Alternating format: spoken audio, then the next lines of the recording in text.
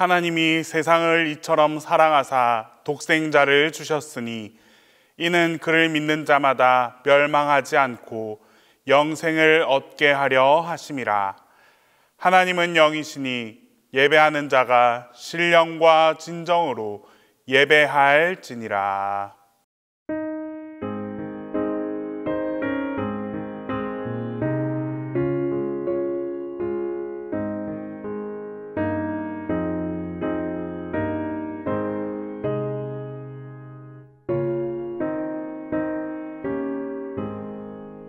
그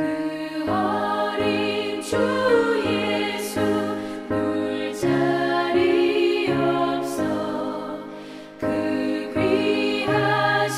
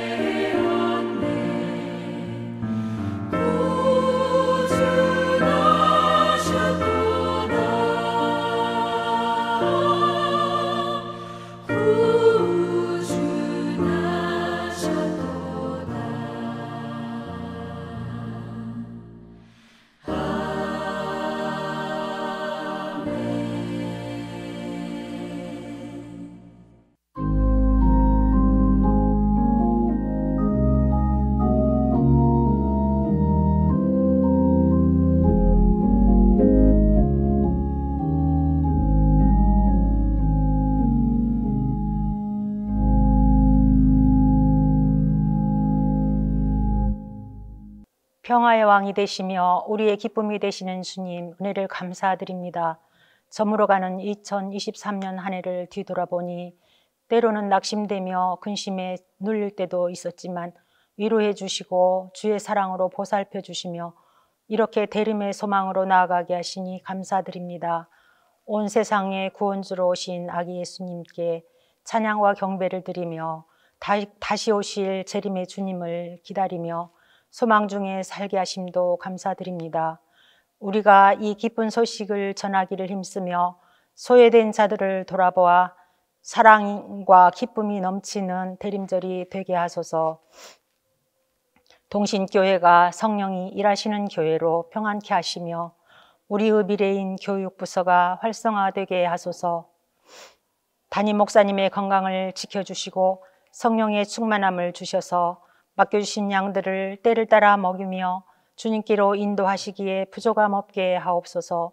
동신의 지체들을 돌아보아 주셔서 연약한 지체들이 새 힘을 얻어 건강이 회복되고 각 가정의 기도 제목들이 하루속히 해결되어 평안하도록 역사하여 주옵소서. 지금 지구촌에는 극심한 기후변화로 인해 많은 재해가 발생하고 전쟁으로 인한 참담함이 우리의 마음을 아프게 합니다. 이 모든 것이 우리의 죄악과 악한 욕심 때문에 발생한 결과이오니 주님 용서하여 주시옵소서. 평화의 주님, 하루속히 이 전쟁들이 종식되고 평화가 임하게 하옵소서. 주님, 우리나라도 전쟁의 위협에서 지켜 주옵소서. 인권을 박탈당하고 먹을 것이 없어서 굶주림과 믿음의 자유가 없는 북한 땅에도 회복의 은혜를 주옵소서. 북한이 핵을 포기하고 스스로 무너지게 하시고 오직 남과 북이 복음 통일을 이루어 열방을 향해 하나님의 도구로 쓰임받게 하소서. 우리나라의 형편을 아시는 주님, 다가오는 청선을 주장하여 주옵소서. 무릇 나 여호와는 정의를 사랑하며 불의를 미워하신다 하셨사오니 당리 당략과 부정부패를 일삼는 자들이 아니라 나라를 사랑하는 정의롭고 지혜 있는 자들이 세워지게 하셔서 정치적으로 경제적으로 안정을 찾도록 역사하여 주옵소서. 대통령에게도 지혜를 주시고 함께하여 주셔서 이 어려운 때를 잘 극복해 나가도록 도와주시옵소서. 이 시간 담임 목사님께서 말씀을 선포하실 때에 간절함으로 받게 하시고 준비된 말씀을 축복하셔서 은혜의 시간이 되게 하옵소서. 우리를 구원하신 예수님의 이름으로 기도드립니다. 아멘.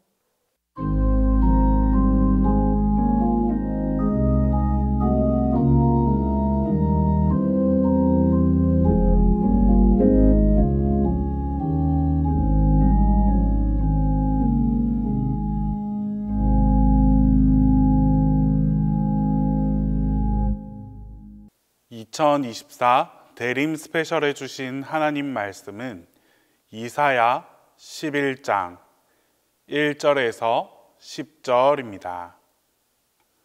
구약성경 이사야 11장 1절에서 10절입니다. 이새의 줄기에서 한 싹이 나며 그 뿌리에서 한 가지가 나서 결실할 것이요 그의 위에 여호와의 영 곧 지혜와 총명의 영이요 모략과 재능의 영이요 지식과 여호와를 경외하는 영이 강림하시리니 그가 여호와를 경외함으로 즐거움을 삼을 것이며 그의 눈에 보이는 대로 심판하지 아니하며 그의 귀에 들리는 대로 판단하지 아니하며 공의로 가난한 자를 심판하며 정직으로 세상의 겸손한 자를 판단할 것이며 그의 입의 막대기로 세상을 치며 그의 입술의 기운으로 악인을 죽일 것이며 공의로 그의 허리띠를 삼으며 성실로 그의 몸의 띠를 삼으리라.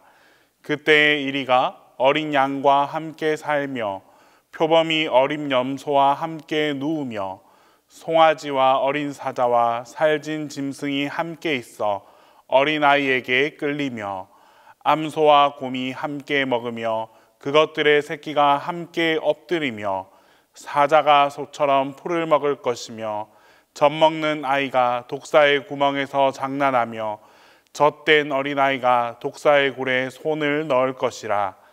내 거룩한 산 모든 곳에서 해됨도 없고 상함도 없을 것이니 이는 물이 바다를 덮음같이 여호와를 아는 지식이 세상에 충만할 것임이니라.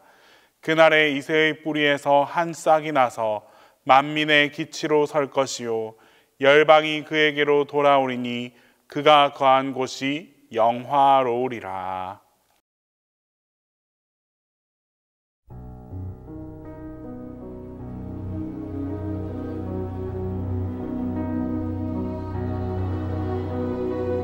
O holy night, the stars are brightly shining.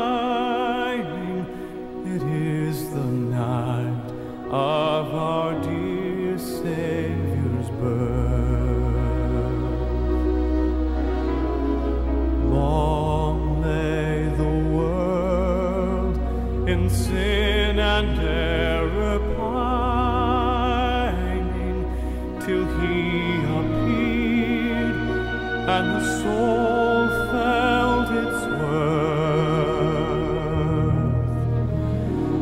A thrill of hope, the weary world rejoices, for yonder breaks a new and glorious morn.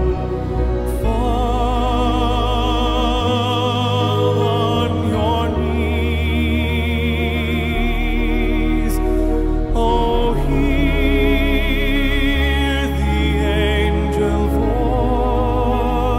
voices, oh, night divine, oh, night when Christ was born, oh, night divine,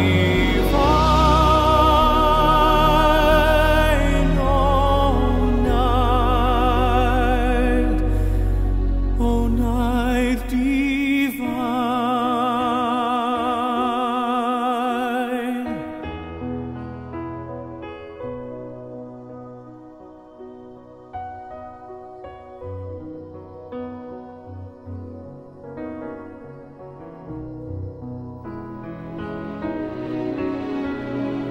Chains shall He break, for the slave is our brother,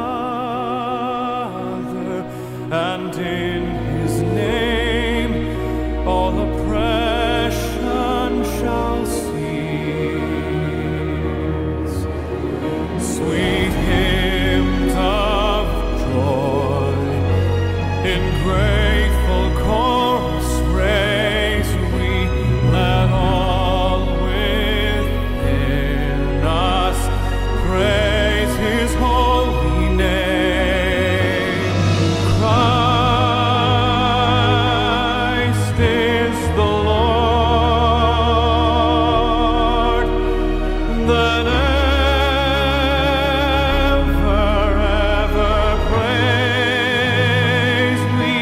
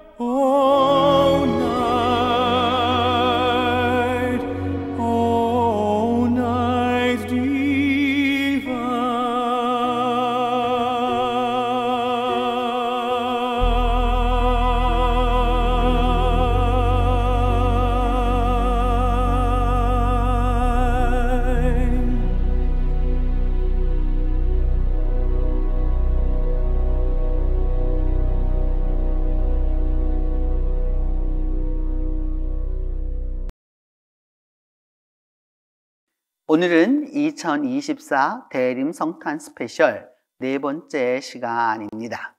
오늘 말씀의 제목은 사랑의 길을 예비하라입니다. 이 사랑의 길을 예비하라는 말씀의 그 본문은 이사야 11장 1절에서 9절 말씀입니다. 오늘 이 말씀에 근거해서 사랑의 길을 예비하라 라는 제목으로 말씀을 전하도록 하겠습니다. 먼저 이 말씀 속에서 우리가 첫 번째 1절로 2절을 살펴볼 것은 누구에게 무슨 일이 일어났느냐라고 하는 것을 물어봅니다. 누구에게 무슨 일이 일어났느냐 하면 여기에 보면 이새의 줄기에서 한 싹이 나서 그 뿌리에서 한 가지가 나서 결실할 거다. 굉장히 상징적 의미로 이야기하고 있습니다. 그러나 이 도시문화가 발달하지 않았던 농촌문화 시대에는 이 말씀이 아주 쉽게 이해되었겠죠, 여러분. 왜냐하면 씨앗을 심고 거기에서 뿌리를 내리고 그 다음에 줄기가 생기고 그 다음에 새로운 잎이 나는 이 모든 것을 보았던 옛사람들에게는 아주 친숙한 말씀으로 주어진 것이었습니다. 이새의 줄기라고 말하는데 이 줄기라고 하는 단어는 그 히브리어에서 그 어원을 찾기 어려운 단어 가운데 하나입니다. 단지 어떤 그 기둥이라든지 또 이게 우리말로 줄기라고 표현하는 그런 뜻으로 볼 수 있는데 거기서 한 싹이 났다라고 이제 표현하죠. 이 산싹이라고 하는 단어가 여러분 우리 나사렛 할 때 그 나자르라고 하는 단어와 동일한 단어입니다. 그러니까 이제 그 줄기에서 싹이 났다. 그럼 당연히 줄기에서 새싹이 났겠지 이런 뜻이 아니라 이 말씀은 지금 어떤 의미가 있는 거냐 하면 지금까지 별번 그 고목이어서 이게 죽은 줄 알았는데 그렇지 않다라는 거죠. 그 뿌리에서부터 가지가 올라와서 결실하게 되었다라고 말하면서 그것의 구체적인 부분이 바로 무엇이냐라고 말하고 있는데 그것은 여호와의 영, 곧 지혜와 총명과 모략과 재능과 지식의 영이 크게 강림하신다라고 이제 표현하고 있습니다. 누구에게? 이새의 줄기에서 나신 분에게, 곧 다윗 왕조의 왕가에서라는 말이죠. 그러니까 여러분 우리가 기억해 둬야 될 것은 무엇이냐? 이 말씀은 그냥 아무에게나 주어진 말씀이 아니고요. 이제 이스라엘에 있어서 다윗 왕가는 끝난 지 벌써 한 400~500년이 지나갔습니다. 그럼에도 불구하고 하나님은 여전히 그 죽은 줄 알았던 그 구루터기에서 새싹이 돋아나게 하신다라고 하는 것을 말씀하고 있는 것입니다. 그래서 그 이새의 줄기 이제까지 많은 성서학자들이 또 그리고 화가들이 예술가들이 여러 가지 모양으로 이것을 표현하고자 했습니다. 결국 이새의 줄기라고 하는 것은 여러분 그 이새로부터 출발된 여러 이제 그 자손들을 의미하게 되는데 여러분 우리나라 성씨도 이렇게 한번 조사해 보시면 아마 느끼실 겁니다. 시조가 있으면 대개 그 다음에는 한 사람 이렇게 주어집니다. 그러다가 중시조 정도 되면 이제부터 거기에서 이것이 이제 개가 생기게 되는 거죠. 그건 난 다음에 다시 또 내려가서 파가 생기게 되는 겁니다. 그러니까 어느 집 족보나 다 들어가 보면 대개 중시족 정도가 되어야 그 시족이 이제 어느 정도 형성화되었다라고 하는 것을 이제 알 수 있습니다. 그렇기 때문에 이새의 줄기, 그러면 여러분 그 이새로부터 시작되어서 그 500~600년 동안에 수많은 왕들과 또 왕자들이 사람들이 명멸했단 말이죠, 여러분. 그런 것을 통해서 이게 이새의 줄기가 무엇인지를 알 수 있습니다.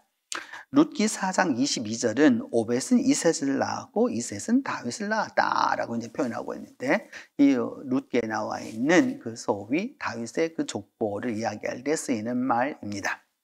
다윗이 드디어 이제 그 출발하기를 베레스에서부터 출발되어서 이제 10번째까지 이르게 되는 그 족보의 그 상황입니다. 그러면 여기서 룻이라고 하는 여인이 그 보아스에게서 이제 드디어 이제 자식을 낳아서 이렇게 쭉 이어져 내려오게 되는 것을 의미하는데 이곳에서 여러분 그 이야기하려고 하는 것은 성서 시대의 족보는 그 때마다 그것이 차이가 있습니다. 그러니까 그 왕의 족보는 대개 10대를 기준으로 하고요. 10대 이렇게 기준하고요. 마태복음 같은 경우는 다윗을 중심으로 했기 때문에 14대가 중요합니다. 다윗이라는 말이 곧 14라고 하는 숫자이기 때문입니다. 또 어떤 경우 누가복음에 있는 족보 같은 경우는 여러분 이 중간중간을 이렇게 많이 뛰어 넘어가죠. 그러니까 여기서 누구와 누구를 낳고 이렇게 표현을 하면 이 사람을 낳았구나. 상리적인 아버지만 의미하지 않습니다. 여러분, 수백 년을 걸쳐서 넘어갈 수도 있는 거고요. 또 이런 부분에서 단지 이제 이 룻기의 족보는 왕가의 족보를 의미하기 위해서 10대로 하였다라고 하는 것을 우리가 이제 알게 됩니다. 그래서 다윗 하면 여러분이 다 아시는 거고, 예수님도 다윗의 후손, 그 이야기하면 이제 왕손이라고 하는 의미를 갖게 되는 것이죠. 다윗은 실제적으로 이새의 아들이었습니다. 그래서 그 형제들이 그 양을 치러 갔었을 때 사울 그 당시에 그 이새가 보내기도 했었던 바로 그런 것입니다. 그 다음 시편 72편 20절은 말하기를 이새의 아들 다윗의 기도가 끝났다라고 표현해서 그 다윗을 이새의 아들이라고 하는 부분을 굉장히 이제 강조하는 것이죠. 이사야 그 11장 10절에도 보면 오늘 본문 말씀의 그 마지막 구절이라고 할 수 있는데 그 구절에서 여전히 똑같은 말씀합니다. 이새의 뿌리에서 한 싹이 날 것이다 라고 이제 표현하는 것입니다. 그러면 이새의 이 후손 가운데서 이제 드디어 새로운 싹이 일어나게 될 건데, 그때에 그 사람은 어떤 거냐면 여호와를 경외하는 영이 임하게 될 거다라고 이제 이야기합니다. 여호와를 경외한다라고 하는 표현에 있어서 이 경외라는 것은 영어로 fear라고 말할 수 있는데, 그 경외라고 하는 게 구체적으로 어떤 것이냐라고 하면 성경은 이렇게 얘기합니다. 여호와를 경외하는 것이 지식의 근본이다라고 말하는데, 그러니까 이 모든 인간이 갖고 있는 지식의 근본이 무엇이냐?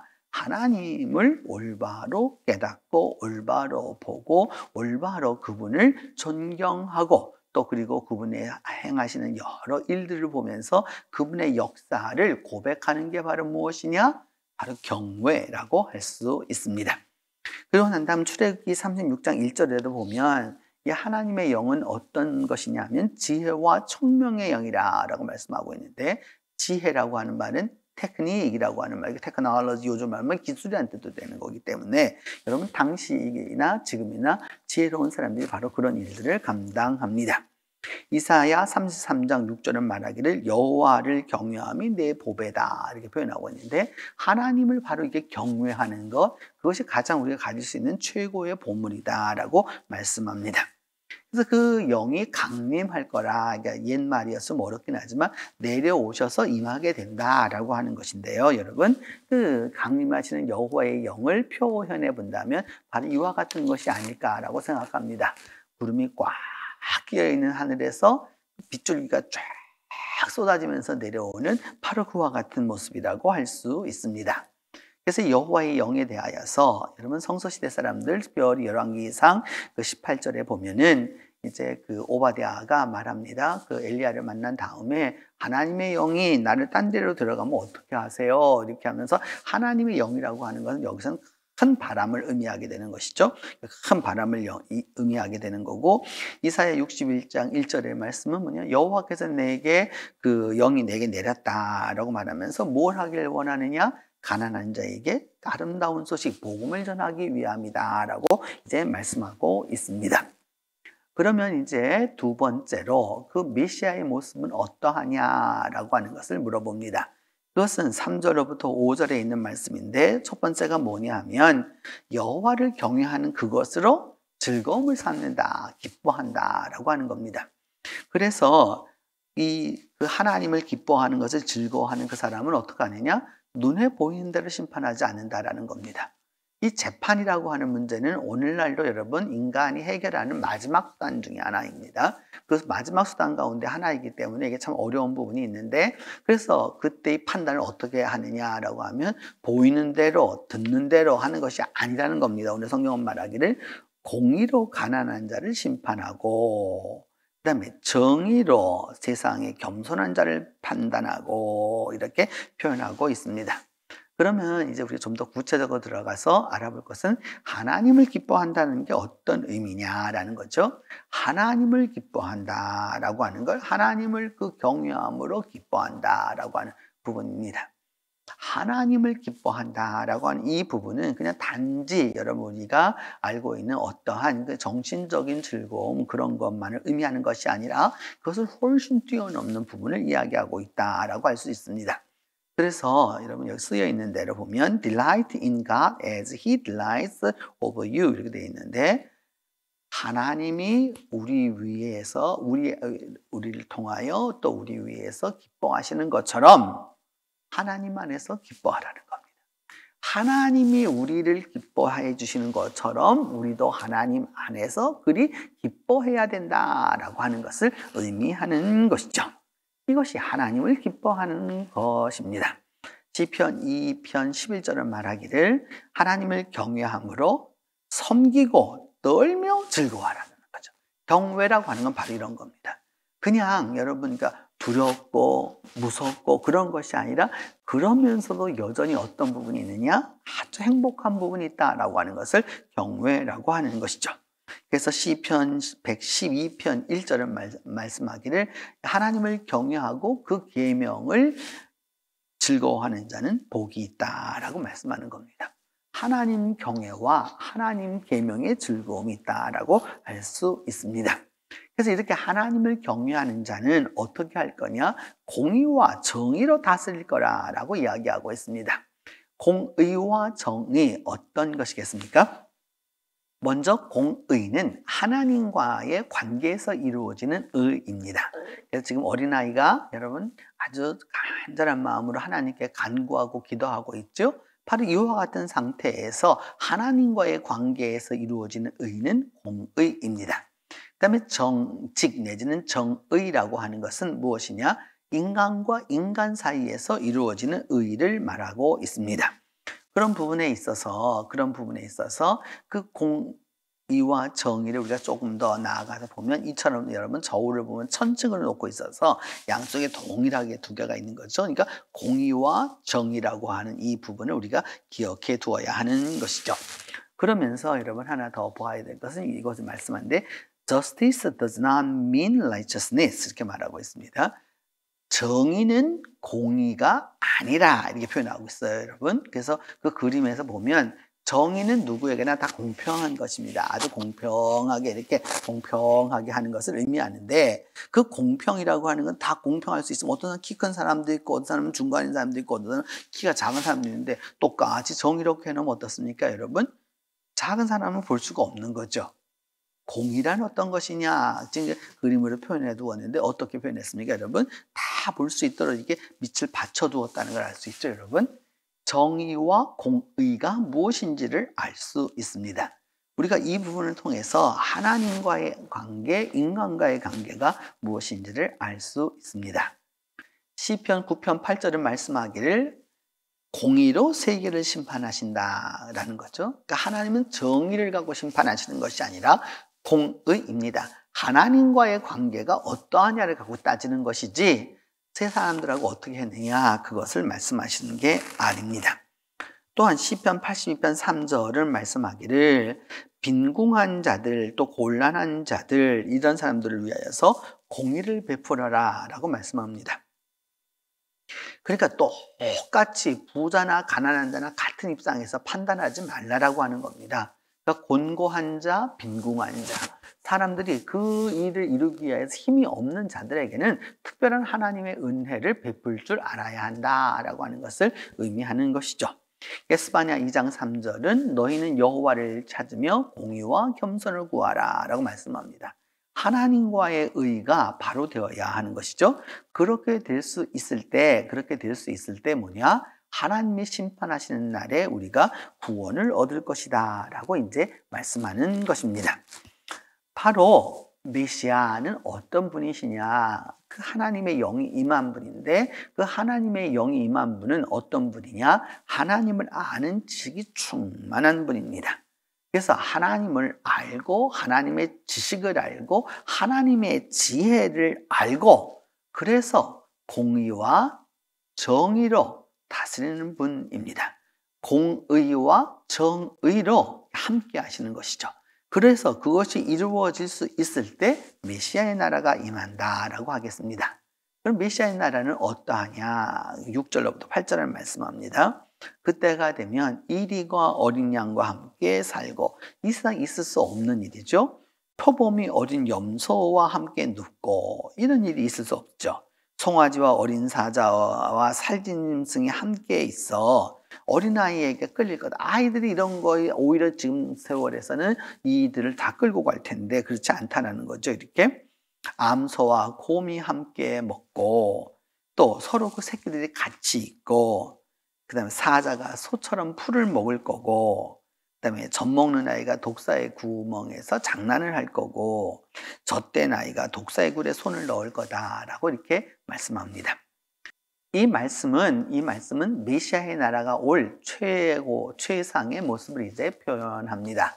이사야 65장 25절에도 말씀하면 이리와 어린 양이 함께 먹고 사자가 소처럼 풀을 먹을 거고 그리고 뱀은 흙을 양식으로 삼을 것이니 하나님의 그 산에서는 해함도 없고 상함도 없을 것이다 라고 하는 그 최종적 우리가 추구하고 있는 또 우리가 간구하고 우리가 기대하고 있는 하나님의 나라를 의미하는 것이죠.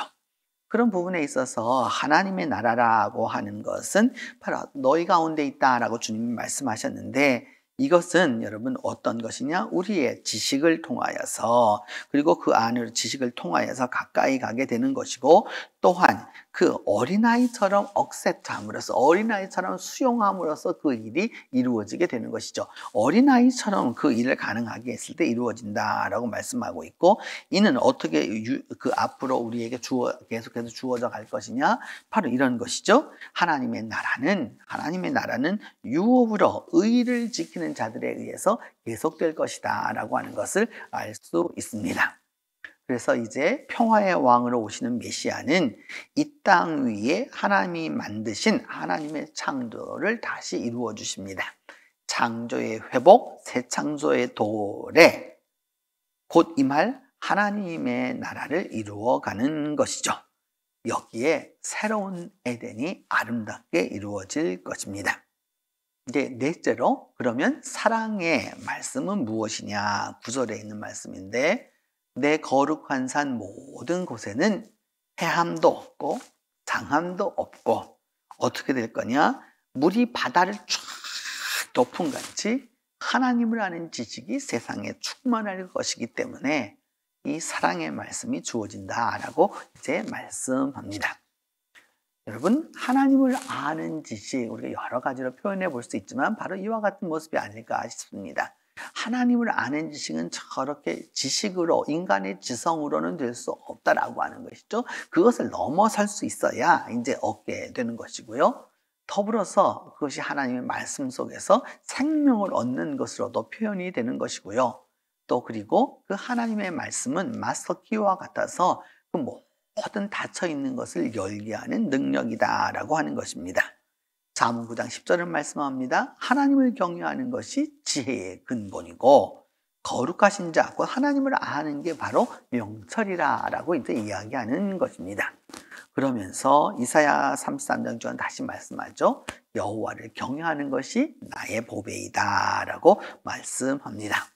그래서 하나님을 경외하는 것, 그것이 바로 지식의 근본이다라고 성경은 다시 한번 말씀하고 있습니다. 오늘 우리가 살아가고 있는 이 사회는 호세아 시대와처럼 진실도 없고 인애도 없고 지식도 없다라는 거죠.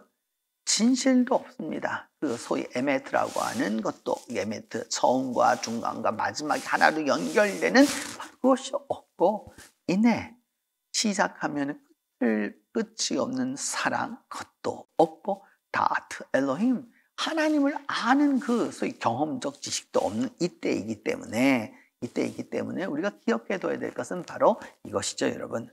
물이 바다를 덮은 같이 여호와의 영광을 인정하는 것이 세상에 가득함이다라고 하는 이 말씀입니다. 그래서 여러분 이제 이 사랑의 주관을 기대하고 사랑의 주관을 오기를 우리가 그 고대하고 소망하면서 바라는 바는 바로 이것입니다. 하나님의 나라는 하나님의 지식과 비례하고 하나님의 지식은 하나님의 사랑에서 연유합니다.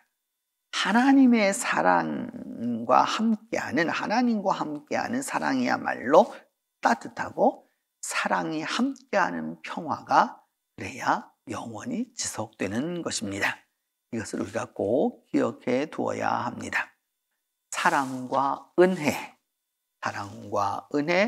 은혜와 사랑, 이 둘은 이 대림절을 지나는 우리 모두에게 하나님의 말씀으로 이제 다가옵니다.